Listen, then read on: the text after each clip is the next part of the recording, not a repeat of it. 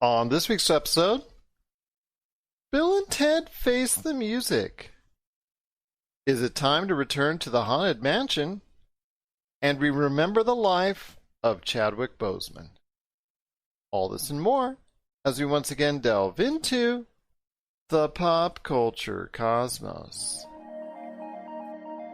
Welcome to the pop culture cosmos. And we're back for another episode of the Pop Culture Cosmos. It's Gerald Glassford coming right back at you here from Pop Culture Cosmos, Inside Sports Fantasy Football, Game Source, and the Lakers Fast Break. We truly appreciate everyone out there listening to all of our shows, and if you can, please give us that 5-star review on Apple Podcasts. We truly appreciate it. Plus, if you can like, support, share, follow, whatever you can do for us here at the Pop Culture Cosmos, we truly appreciate it. Plus, I wanted to go ahead and give an extra special shout out to our coverage on the Lakers Fast Break. Each and every day, we're covering the NBA playoffs, so if you can, give us a listen at the Lakers Fast Break. It is also truly appreciated. But it wouldn't be a Pop Culture Cosmos without my good friend. He's our own Gamer Deluxe of Pop Culture Cosmos. You got to check out what he's doing today at popculturecosmos.com. Also, his great shows, Topicocalypse, and the Super BS Gamescast, plus his book, which you need to go ahead and check out right away, Congratulations You Suck, which is now available on Amazon and Barnes & Noble. It is my good friend. It is Josh Peterson. What's up, man? What's up? What's up? I'm just browsing these all the Gamescom announcements. Not a lot of exciting stuff going on. What were you expecting? Big announcements? Because I kind of was, and I feel very disappointed unless they're gonna change my mind today. I don't think they're going to change your mind today, so I don't think we'll have anything new to add. So I don't think there's any rush for us to go ahead and have a later recording on this. So I will tell you right now that I am truly disappointed in Gamescom this year. I don't think Gamescom really was that big and influential, which is kind of a shame because in the years leading up to this year, it was actually on the rise. It was challenging E3. Obviously, popularity-wise, it was trouncing E3 because the fact that when people were able to go to Gamescom like last year and the year before and the year before, it was always open to the public. So you would have always well over 100,000, 150,000, 180,000 people attending it. So just by the sheer number of gamers heading towards Gamescom, that part of it would always end up beating E3 because E3, as you know, just now started getting into letting in people, letting in the general public. But as far as news is concerned, there was more and more developers and publishers wanting to bring news, show footage, bring out new games into the whole Gamescom experience. And that seems to be a little bit subdued this year. I think it goes back to what we've talked about already with what we've seen with E3 and what we've seen with San Diego Comic-Con. All these publishers want to start doing their own thing. And if that's the case, especially the big ones, they're going to go ahead and hold everything for themselves or save it for like a Sony State of Play or a Nintendo dropping their own thing or even an Xbox dropping their own thing. They're going to save it for their shows to try and go ahead and appease those big publishers instead. Microsoft usually does something at Gamescom. They usually have some kind of conference there. So I was kind of expecting them to talk more about the Xbox Series X and when that will be dropped. Because I saw over the weekend Best Buy started playing PlayStation 5 commercials, but you still can't pre-order them. So I was expecting either a price point or a release date. And we are now hitting September. We're 2 months away from the release of these consoles, and I am under the impression from both parties that they're just not ready to come out. Because we still don't have a release date, still don't have a price point. I feel like we're going to have the release date, and then a week later it'll drop, or it'll just say, "Hey, available today."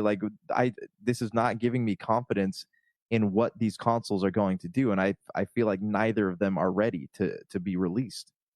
I don't feel like they're ready either, and you see already with the signs with PlayStation severely limiting its pre-orders for its own PlayStation 5, and Xbox, you really don't hear much about it all as far as, like you said, with a exact release date or exact. We don't even know the price of the actual units themselves, which is going into it really bad because people at this point in time, more than any other, need to know what a price is because money is kind of tight because of everything that's going on with the coronavirus. So I don't know, my friend. Both are not planning this out well, and I think this is going to go down in history as saying, you know what, maybe they should have waited at least a year or more.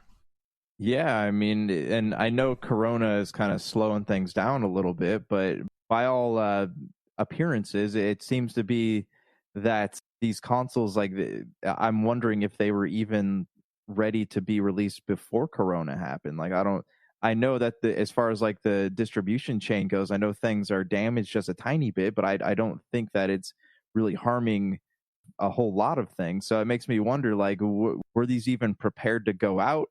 It's just, and I look at the slow year of gaming that we've had, what exactly is going on? Is Microsoft and Sony, are they even putting effort into this? There's a lot of expectations hinging on this, and there's just, it seems like people just aren't getting what they're, I guess not expecting, but people aren't getting what they're needing from these even before release. Especially because that there's a great possibility that this could be one of the higher price point releases for a general new upgrade into a new evolution of gaming. So because PlayStation 4 and Xbox One, they're rumored to be as high as $600.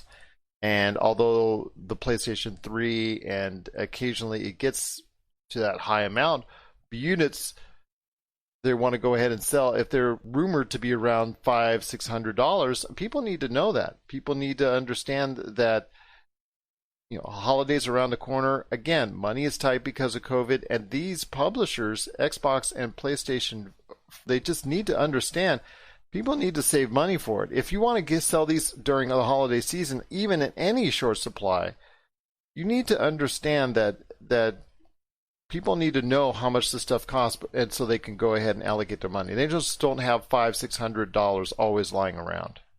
Yeah, and from a consumer perspective, especially now considering COVID times, people are going to start doing their Christmas shopping in September. If there's a sale going on, people are going to do some Christmas shopping. They're going to start gathering things up now as opposed to blowing a bunch of money all at once during December, just because I don't think people will be able to afford to do that this year. So really, if you want people to buy these consoles, you need to give them a release date. You need to give them a price point, and especially at a higher price point, the fact that we don't know anything about it yet, it goes to show me that it doesn't give me a lot of faith, and it goes to show me that they don't really have a lot of faith in their own products.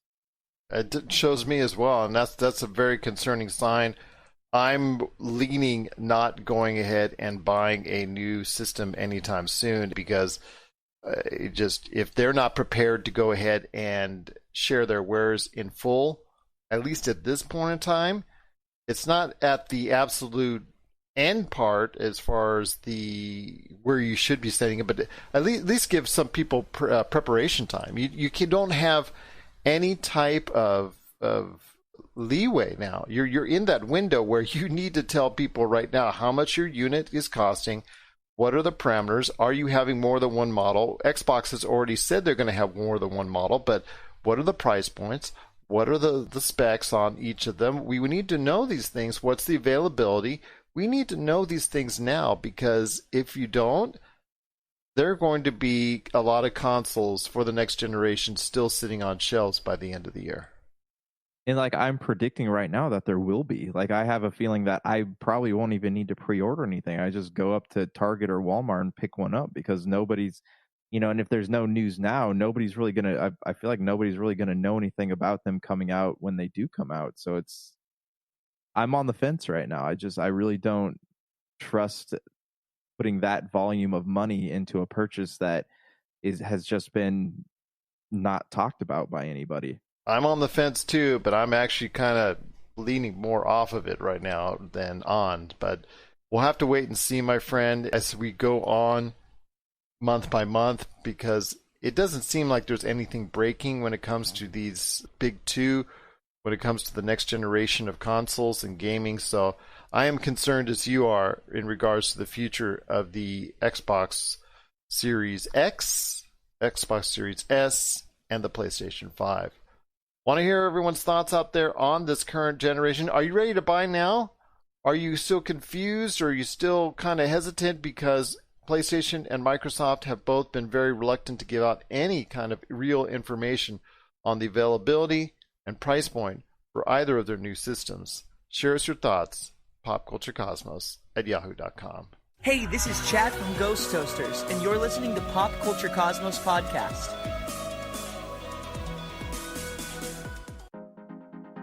For the latest news and information, analysis and opinions on the Los Angeles Lakers and the NBA, check out the Lakers Fast Break podcast today on wherever you get your podcasts.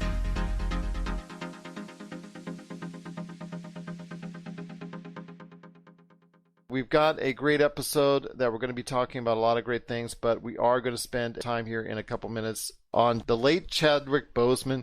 Hopefully we're going to go ahead and pay a nice tribute to him over the next few minutes. Plus also as well, we're going to be talking about Class Action Park on HBO Max, Bill and Ted's Face the Music. Josh is going to have some reviews coming up for you. And also Pubg Mobile being promoted by Epic. What's the story there coming up later in the show? And Haunted Mansion, could be seeing a movie from that from Disney once again. But first, my friend, it is the passing of Chadwick Boseman. Obviously, most people know him from his role as King T'Challa in Black Panther. It was shocking, came out of nowhere for a lot of people. In fact, our good friend Noah Ian Fine said that exact same words today, that this is just something very tragic. He had been experiencing at least stage 3, most assuredly probably went up to stage 4, colon cancer since 2016. He's been battling it, and it's just truly a tragic story for such a great actor. Had so much more left to give to this world, not only just on the screen, but off. I want to hear your thoughts on the passing of Chadwick Boseman. When we heard the news, it just devastated. The tweet honoring his memory from his family that posted it on his Twitter account. It's the most liked tweet ever. So I want to hear your thoughts on the passing of Chadwick Boseman. So I was actually sitting there rewatching Suicide Squad. It was not a great idea, but I just wanted to refresh my memory on it. Suffer through the pain, man. Suffer through the pain. Yeah, I actually, when we're done talking about Chadwick Boseman, I need to talk to you about the Harley Quinn movie for a second. So I remember sitting there watching this. All of a sudden, that popped. My brother sends me this text message and says Chadwick Boseman dead. I'm like, no. It's like that whole the reaction I felt when I got a text saying Paul Walker was dead. I'm like, no, that's not true. That can't. No. And so I look it up. All these articles are popping up. Chadwick Boseman died of colon cancer, and at first I was like, oh, it's going to be like corona, or they're going to assume it's corona or whatever. But it wasn't. It was colon cancer. And then I sit there thinking, I'm like, I didn't even know he had colon cancer. Like I knew nothing about it. And to think that he was diagnosed in 2016, he has accomplished so much in this 4 years that he has, since his diagnosis. Like I knew nothing about it. I had no idea. And there he is playing this like physically exhausting part in Black Panther, and he played the cop, and I forget what that movie was called, but he's done so much in such a short period of time. And the Bridges movie with 21 Bridges. Yeah, 21 Bridges. And he's become like an icon for people, a pop culture icon. And it was shocking to read about this because, again, I had no idea. And it's one of those things where like, you look at these people on TV or these superheroes, especially in these Marvel and DC films, and you're like, they are heroes in real life. There's no way anything could hurt them. They could survive crime, they could survive car accidents, they could survive anything because they are heroes. And then you think about somebody like in the context of Black Panther being taken out by cancer, and you're just it's kind of emotionally devistating. It is, and like yeah. It was just very sad, man, when I got the news, and my daughter actually told it to me because it popped up on her Apple ID, and I thought she was wrong. I thought, come on, that's some fake news stuff. Come on, that can't be right. And then she said, no, it's posted by Variety. It's posted by Hollywood Reporter. I'm like, oh my gosh. Then, because they're two of the most legit entertainment news outlets that I have a tendency to believe a lot what they say. So I looked into it. Yeah, sure enough, and man, it was just so devastating. I sat there and I was taken aback because you didn't know. He made no public inference to this, that he was having this battle. I know a lot of people were kind of worried in with some of his latest or most recent video offerings that he was looking not so well. So people thought it might have been for role, but they weren't. They were kind of concerned. But yeah, he really gave the public no inference on this, and just amazing that he was going through all this, but yet he was still able to do so much. Well, what does that tell you too about his personality? Like, he didn't make any public mention of it, and it's because, you know, he did not want any.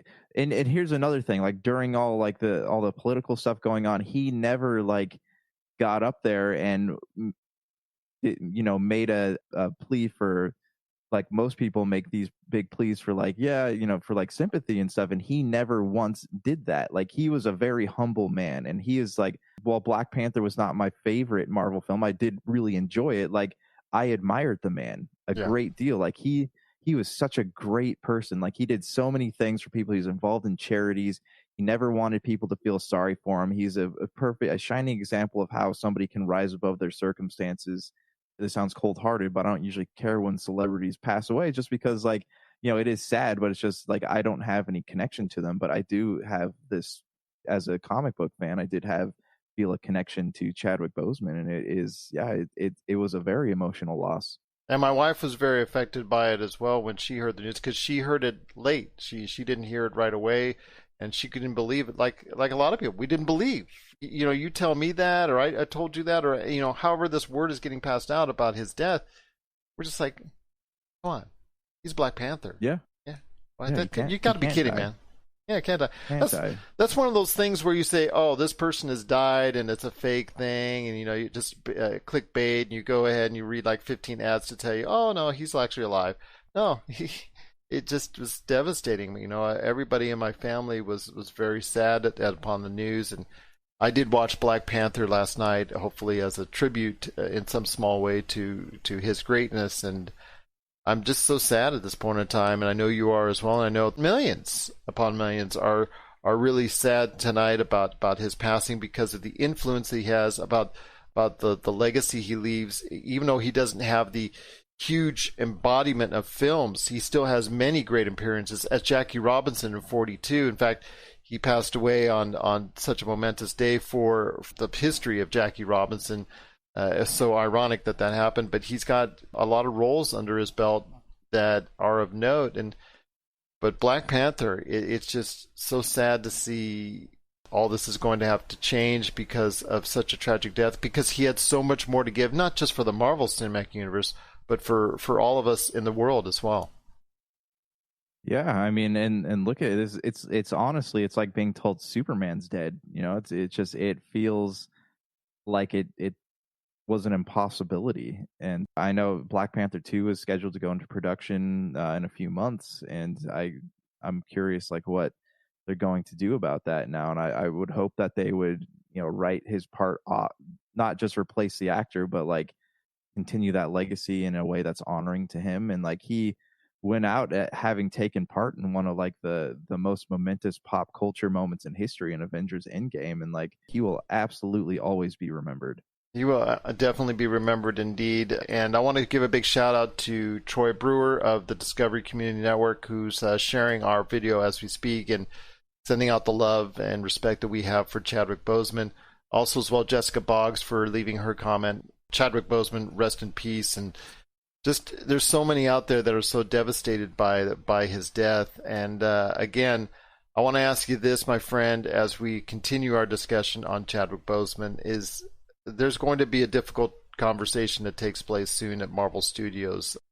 When is the appropriate time to start having these conversations? Because you alluded to Black Panther 2. You know, there are things that are going to have to be changed. I know a lot of fans out there are already saying they don't want his role recast, per se, and a new King T'Challa take place. But when is the proper time, even for us on this show, when is the proper time for us to go ahead and start talking about the plans going ahead for the Marvel Cinematic Universe when it comes to the Black Panther? series and all that, because I'm hoping it will continue in some form or fashion. So, in regards to that, like, I would love to see. I obviously, like, just from a production standpoint, the show has to go on, right? Like, but I would like to see maybe his younger sister take on the role of Black Panther, or whoever was next in line for the throne. But I would like to see them do it in a way that is honoring to Chadwick Boseman. Not in a simple, like, Paul Walker driving away in the end of Fast and Furious way, but in a way that they truly, like, honor who he was. Maybe there's some kind of story that can go into that. I wonder if it's, because everything at Marvel's so backed up right now. I wonder if Black Panther 3 is something they can remove from the schedule and kind of put more to Black Panther 2. It's something they can take off the schedule and put more time into it, put more thought, kind of figure out they're going to have what their next move is going to be. Yeah. But I would hope that when they do continue on, I agree. I don't want to see his part recasted. I'd like to see, maybe the role, the mantle of Black Panther be passed on to somebody else, and then I'd like to see something with them honoring him. Maybe they have like a scene. Maybe they can go back and film something that has all the Avengers, kind of having this moment of silence for him, something that pays respect to a hero that kind of came out of nowhere, right? We have this, not a lot of people had heard of Black Panther, and once that movie came out, like, it had not just the box office revenue, but just like the cultural reverence, cultural and inspirational reverence from millions. Yep, it does have a cultural relevance, probably more than any other movie in the Marvel Cinematic Universe. And spoken to Big Haas, spoken to TJ Johnson, who hopefully I will get some thoughts of from very soon. And I'm just hearing those guys as far as their love for Black Panther and what it's done for the Black community and what it's done for pop culture as a whole. Those are some of my best episodes, my best interviews that I've ever had. And hearing the joy and the pride that they had when they were discussing Black Panther and what it meant to them, it was just truly inspirational. And again, I'm hoping to have some more interviews like that coming up here in the not too distant future on that. So I'm just going to go ahead and say now that we will have a discussion more in more detail on the Marvel Cinematic Universe when it comes to Black Panther. But before you go ahead, I want to just say, I know, like you said, Shuri's been talked about already, Okoye and Nakia. Again, I want to get my thoughts together on that, but there's still just a devastating time that we need to go ahead and remember Chadwick Boseman.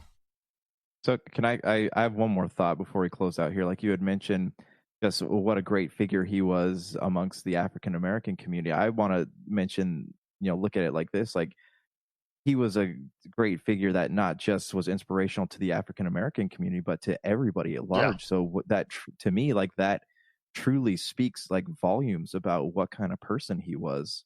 Absolutely. I mean, it's just such a devastating loss in the community of pop culture, and as we continue to go ahead in the coming days, mourn the loss of Chadwick Boseman and contributions that he made, not only again with Black Panther, but everything that he did in his career, and both on and off the screen. Going forward, there's going to be some tough decisions that Marvel's going to have to make in regards to how they go ahead moving forward, because he was going to obviously play a key role down the line, not just in Black Panther 2, but beyond. And we'll go ahead here and keep updating you on what's going on, hopefully, as we hear more in the coming weeks and months. But again, we want to just go ahead and just remember the life of Chadwick Boseman. Just such a great contributor to our lives, great contributor to our pop culture. And, with so much going on out there this year, 2020 has been really lousy, my friend, for everybody concerned. But cancer sucks, man. Just cancer really sucks. Yeah, it does. It does. I've known some people who are battling it and who have battled it, and it's not an easy road for anybody. Nope. As someone who has had mom and dad go through it, it's not fun indeed. But we do want to hear your thoughts out there, just like Troy Brewer, just like Jessica Boggs. They're sharing their thoughts. Noe Ian Fine sharing his thoughts. just so many people out there sharing their thoughts on Chadwick Boseman. Again, the Twitter announcing his death and the memories and the great statement that was there alongside of it. It is the most liked tweet ever on Twitter, and that's saying something. So if you have any thoughts on the late Chadwick Boseman and the contributions that he made to the Black community, pop culture, the Marvel Cinematic Universe, his movie career, anything at all, please, you can always share it with us, popculturecosmos@yahoo.com, or also as well, Pop Culture Cosmos, Humanica Media, Game Source, and pretty much anywhere you can get your social media, including TikTok as well. Well, my friend, it's been tough this past few minutes talking about the late Chadwick Boseman, but I know you had reviews coming up before we hit the break. I sure do. Can I ask you a question real quick? Oh my gosh, here it comes. Go ahead. So, much like you despise movie King Arthur, I watched Birds of Prey last night, and it was horrible. You had said to me that you thought it was an okay movie, so I was like, all right, well, maybe I'll give it a shot. And I sat down. I did not like a single minute of it, and it had nothing to do with like the overall like man-hating tone of the movie. That didn't bother me at all. I thought it was actually like very well acted, very well. The characters were very well portrayed, but it was just like the writing and the editing was bad. The story was so jumbled, like it was really hard to follow. What were your overall thoughts on the movie? I just don't remember very much of it. That's the problem. It went by. I just watched it and it just went by. I just thought it was all right, but forgettable. That's the problem. There were some solid, really good reviews on it, and I'm just questioning myself why. I thought it was okay, but this is a year. This actually details the year 2020 that there have not been a lot of great things to come out on the cinema or streaming this year, period, which I'll go into here later. But I want to go ahead and say that my thoughts on it was just it was just there, and that's the problem. It needed to be something more. Otherwise, it's a movie that if it had done well and it had really garnered an interest, I think DC might have a big future for it. But now that it's just and it performed at the box office, they may make another one, Birds of Prey 2, just to make sure that Margot Robbie's happy if she wants to go ahead and move on with it. But as a vehicle for her character, I think what it's done now with Birds of Prey and the lack of success is it's garnered a lot of less interest in the Harley Quinn character going forward, because I know a lot of people were just like, okay, she's in Suicide Squad, okay. Nobody was really caring about whether or not if it was relating to her story in Birds of Prey or not, and that's the thing. That's the kind of imprint it leaves. So I'm kind of I don't want to say concerned, but it just shows that not a lot of people are enjoying now Harley Quinn and the character Margot Robbie, who plays very well. But unfortunately, it's not leaving a great imprint now, because I think people have become a little bit fatigued by her character. Yeah, so okay, here's my thought on this, is that the Suicide Squad, it should have just been called the Harley Quinn movie. So you go back here and you watch Suicide Squad, it was a very boring film. That was bad. I mean, okay, let me put it this way. To me, Birds of Prey is an Academy Award winning movie compared to Suicide Squad. So in Suicide Squad, I've actually been thinking about this a lot. What made the movie so bad? The characters were slightly enjoyable. I thought that Will Smith was such a high caliber actor that he kind of overshadowed all of the other characters, and then I really do enjoy Captain Boomerang. I think he's one of the funniest parts of that movie.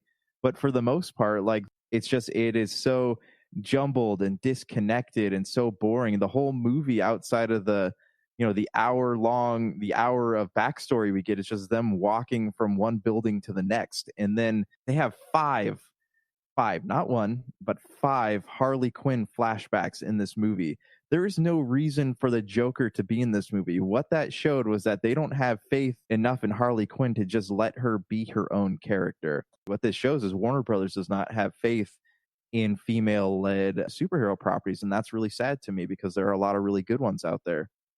we're going to see her again in Suicide Squad, but that's not going to be until 2022 at the earliest. So there, at least there'll be some time now for you to go ahead and watch other characters within the DC realm before we go back to Harley Quinn once again. What are your thoughts out there on Harley Quinn, The Birds of Prey, and Suicide Squad coming back into theaters in a couple years? Share us your thoughts. PopCultureCosmos@yahoo.com. You're listening to the Pop Culture Cosmos. Don't touch that dial. Wait, do people still use dials?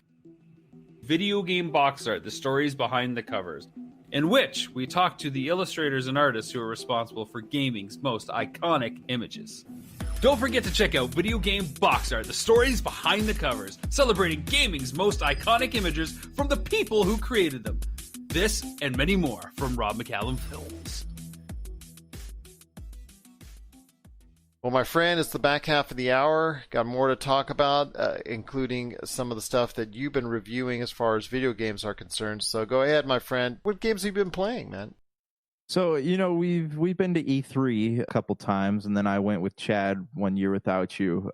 And we see a lot of these indie games pop up that are like, yeah, that looks cool. And then you just kind of forget about them, right?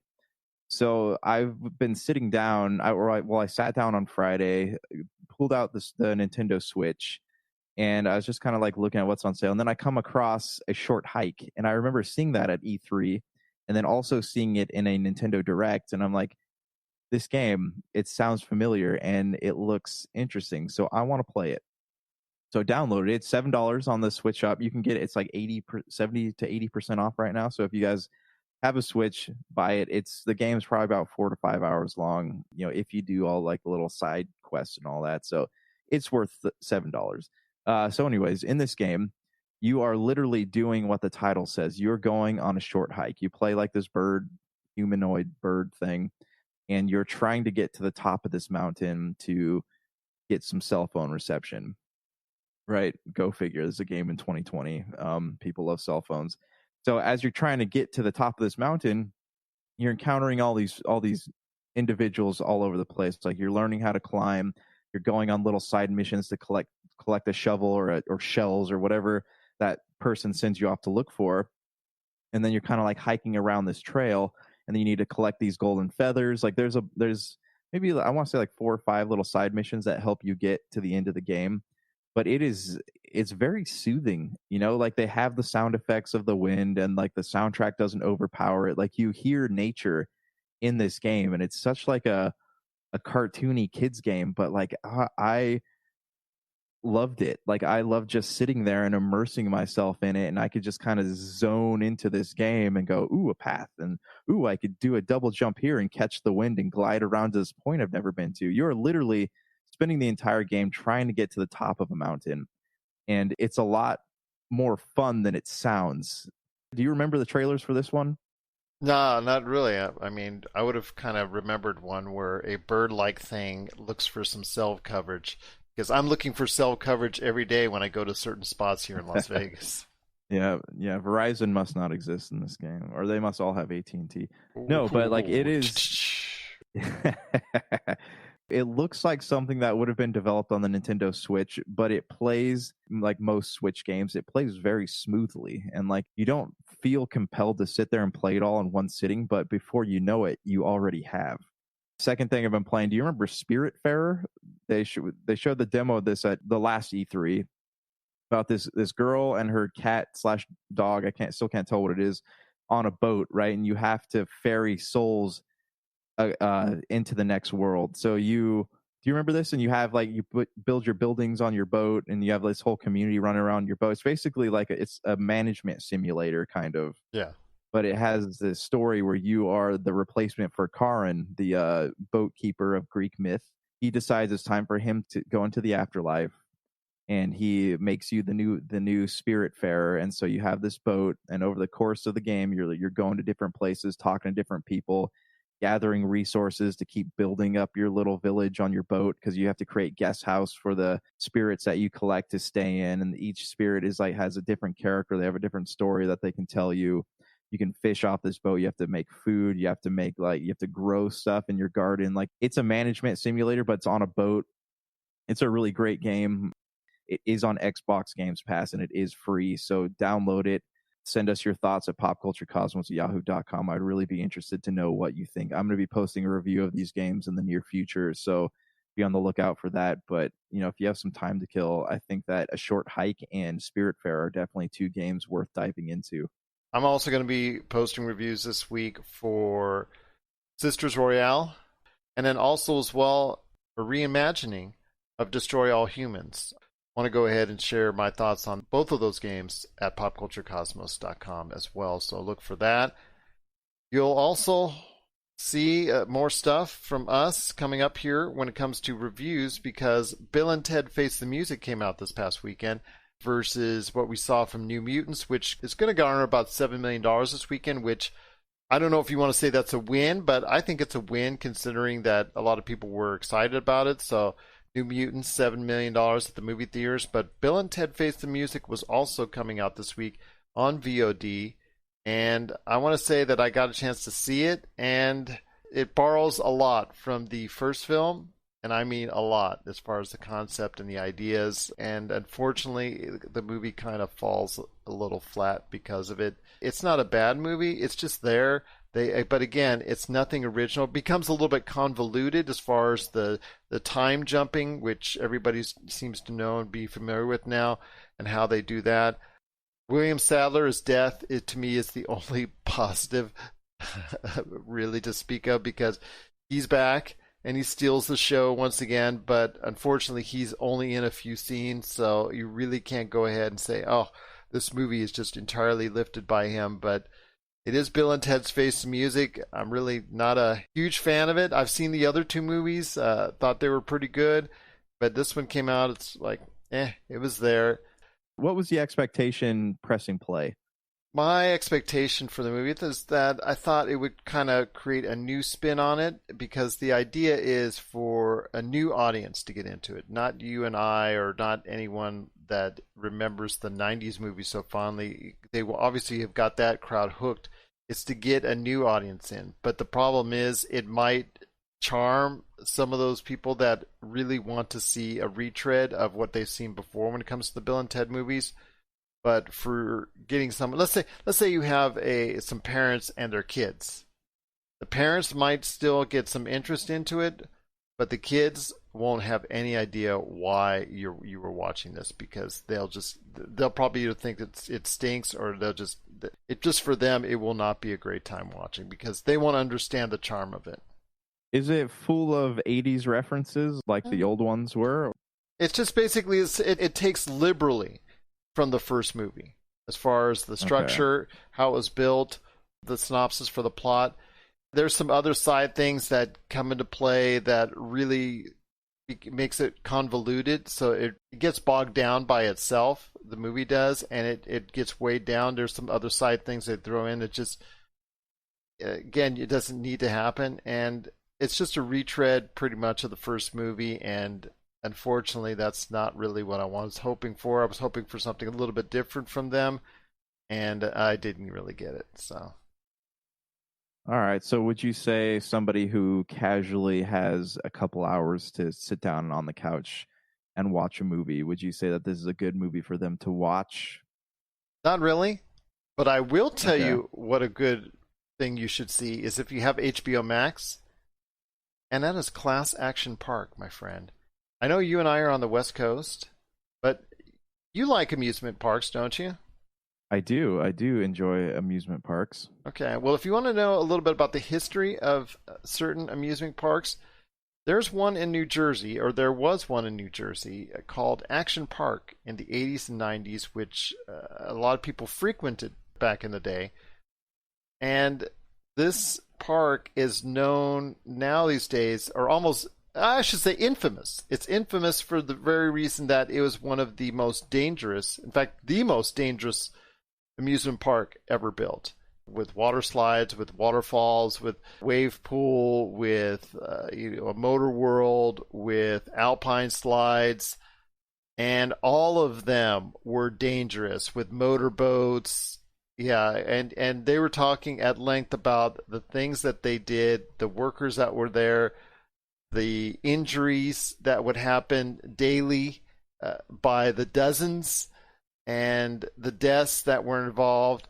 but the way they structure it at first is so hilarious at times. And, you're just aghast at the whole thing as far as how can this continually go on, as far as all these people getting hurt, all these people getting injured, and yet the park stays open year after year after year and is popular year after year after year. People in that area were going there as a rite of passage, as scars up and down your body, as a rite of passage of going to Action Park. They were talking about the nicknames they had, like for the wave pool, calling it the grave pool. Again, it's Action Park, but they called it Traction Park and Class Action Park, man. And the things that they had to do as far as the kids that were running it, because they were mostly hiring kids that are 14, 15, 16 running it. So you can imagine the kind of free-for-all that was going on there. People just going crazy, guests that were just doing pretty much anything that they wanted. And the results and the things that came out of it. I mean, it's just so funny at times, the things that they described, and then it gets into a moment of sheer emotion because they describe some of the deaths that happened in the movie, that happened during the course of the time, especially one in particular, because it is real. These deaths were real. These injuries were real. These permanent things that happened to these people because they went to Action Park. But still, at least the parts, again, that were describing about the measures that they took or lack thereof. Like, for instance, they would have, how wave pools every now and then they have to have people come out of the park to clean and whatnot at wave pools all around that if you're near you at the water park, they would do it just to make sure that they didn't have any bodies on the bottom. And then they had these big jumps in the waterfall, way down 20 feet below. They had to paint the bottom white so they could make sure that there were no bodies down there, nobody hit their head on anything. They talked about electrocutions. They talked about people getting impaled.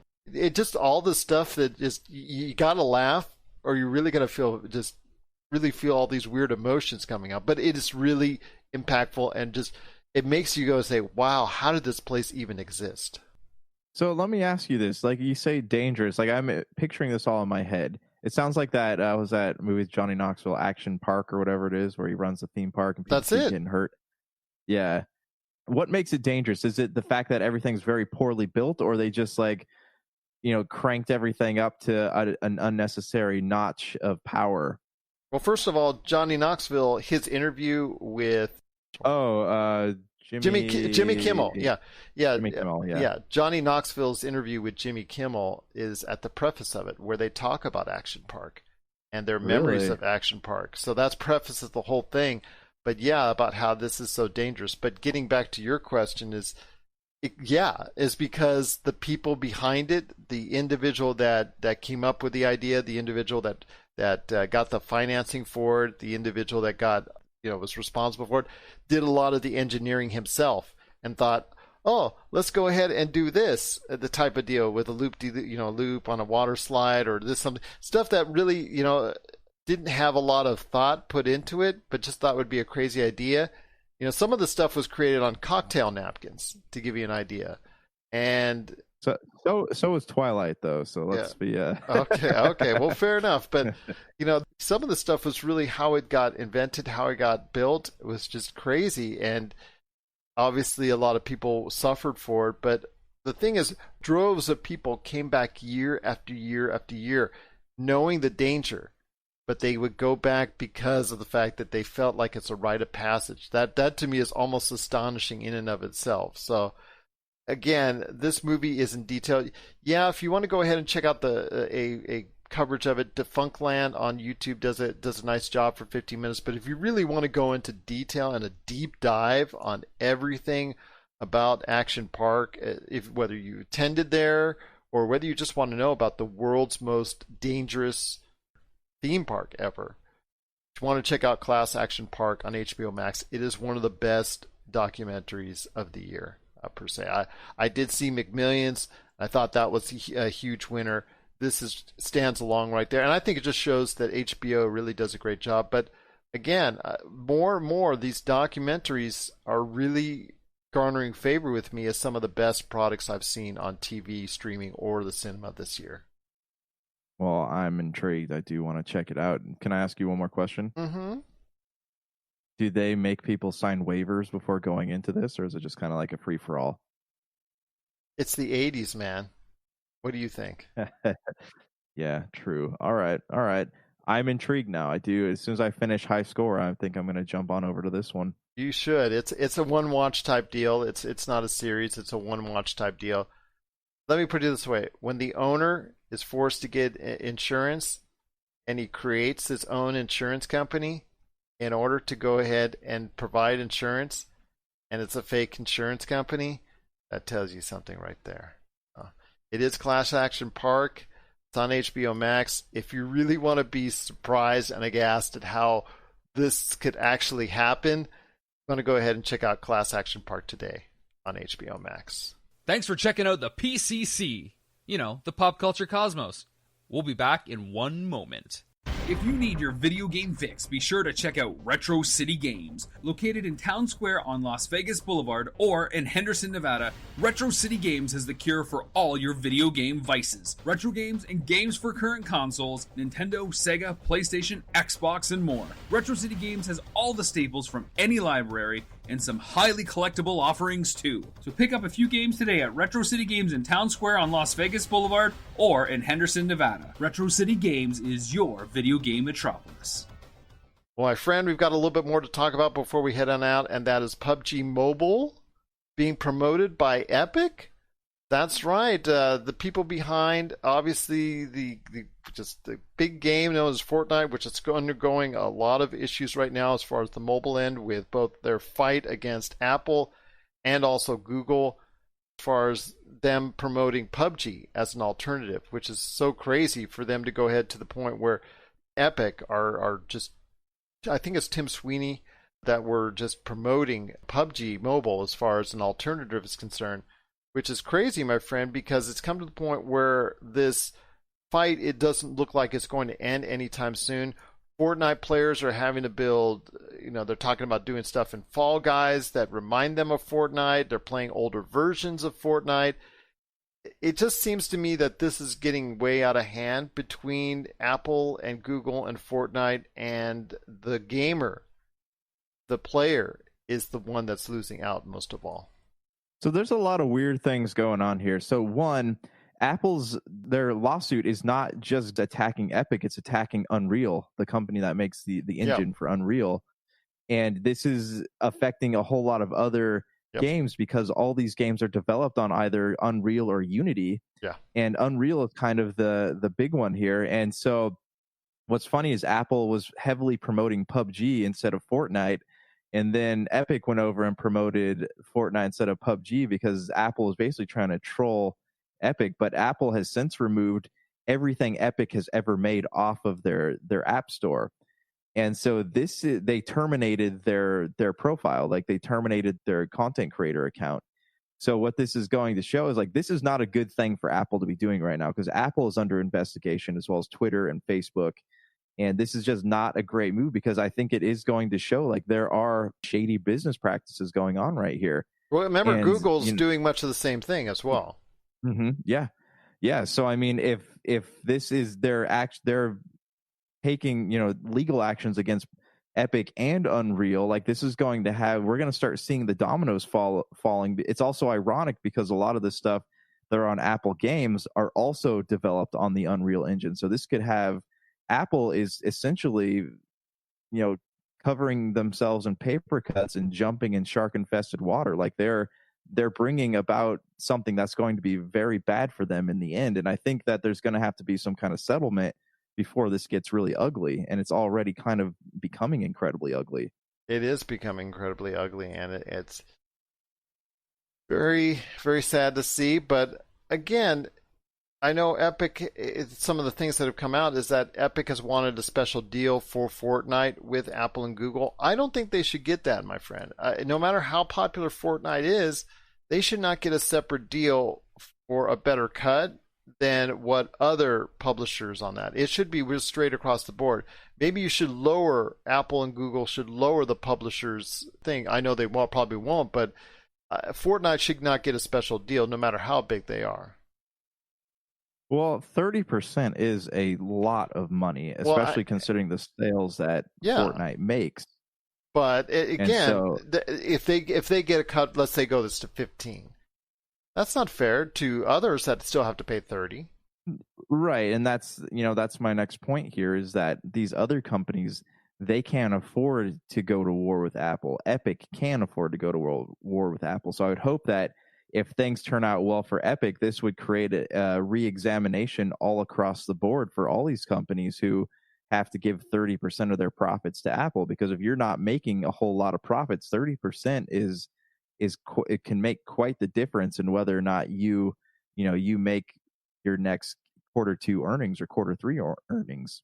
It can make quite a difference, and that's a shame that this is still continuing. This is still moving on. This is still going on between Apple and Google and Epic, but I don't see this ending anytime soon unless something comes out of left field like a settlement like you were talking about, Josh. But I don't think this is going to end anytime soon because, like you said, Epic has a lot of money stored up, and they're still getting a lot of money from whoever's playing on PC, whoever's playing on PS4, who's ever playing on Xbox One. So they're getting a lot of cash still. So they're still being fed a lot of money. So they have room to fight, plus the fact they have all that money that they've built up over the past couple of years because of the explosion of Fortnite.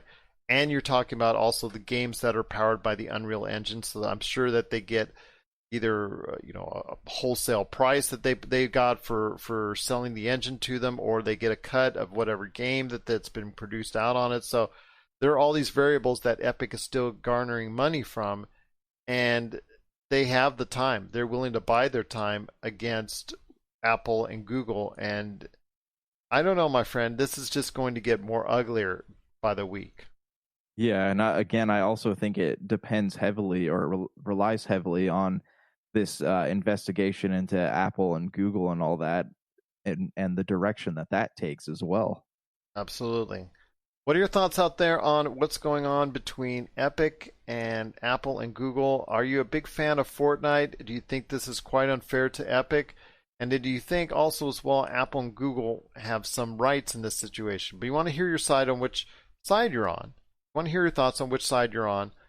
popculturecosmos@yahoo.com. Again, I think it comes down to the point where maybe Apple and Google need to reevaluate their earnings and how much they take off of these games that publish on their platforms. But share us your thoughts, popculturecosmos@yahoo.com.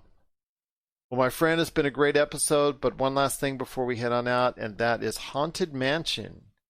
It's a movie that has been greenlit for development, but not Guillermo del Toro's Haunted Mansion, a new envisioning of Haunted Mansion, which itself is being rebooted because there was the Eddie Murphy version back in the day, about 20 years ago, from Disney.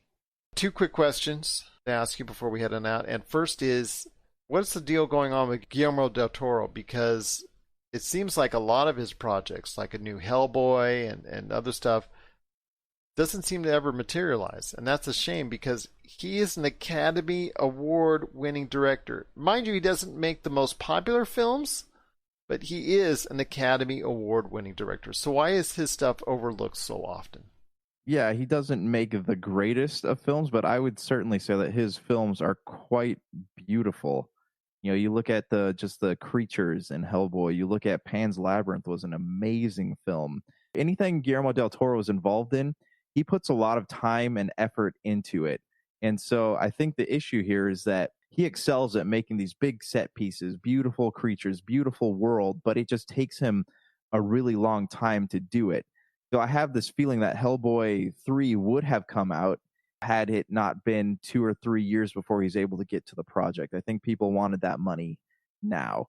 Same thing with Haunted Mansion. I know this was something he said he wanted to do, but it was going to take him 4 or 5 years to get to it. I think that Disney eventually just lost patience and said, we're scrapping this whole thing. So he takes a long time to do anything, but the things that he does do, they come out really well. And it's such a shame because his movies are more art pieces than anything else, and they just take a long time to make. And I think a lot of studios just kind of lose patience with that. And it's a shame because he's a very talented man.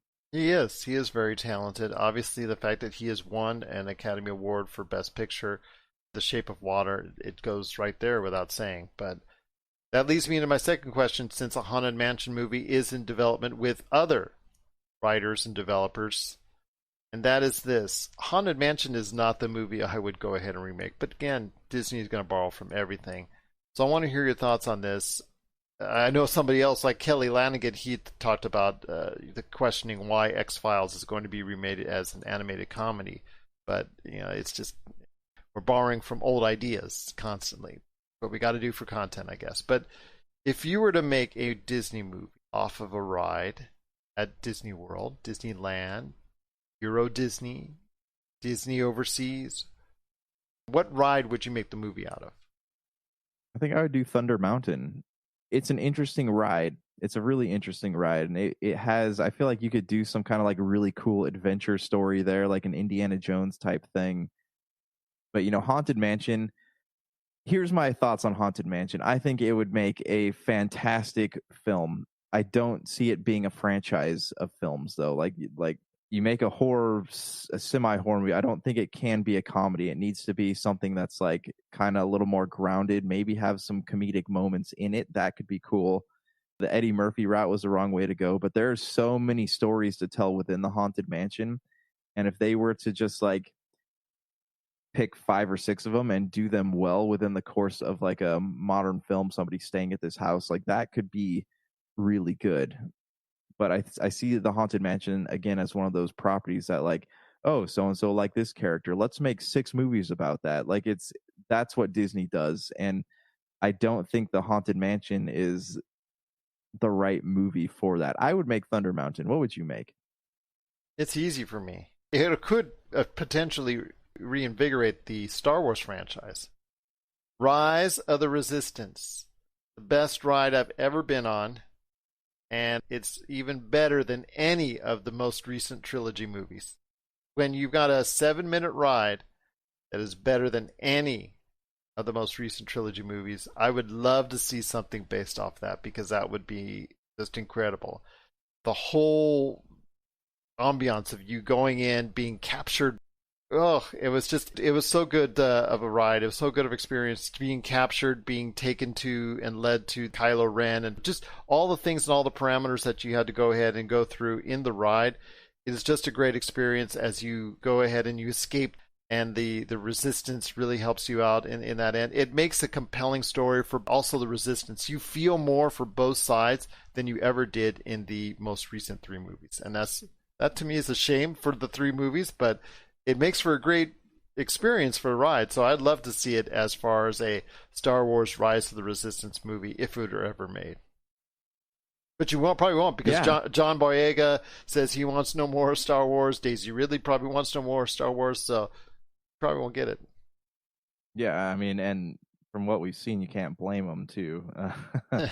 Yeah, Star Wars definitely, like, with the next movie that comes out, they have a lot riding on this, because the next film could literally make or break that franchise. It could take the value. It's kind of the value of the franchise right now is kind of like wavering, but this could really like take it up or just destroy it completely. So Disney's got a lot of thinking they got to do for this. Absolutely. They've got a lot of thinking indeed. But what are your thoughts on a ride that you would love to see turn into a movie from Disneyland, Disney World, wherever, as far as the Disney parks are concerned? What would you love to see turned into a movie from Disney? Share us your thoughts, popculturecosmos@yahoo.com. Well, my friend, it's been a great episode.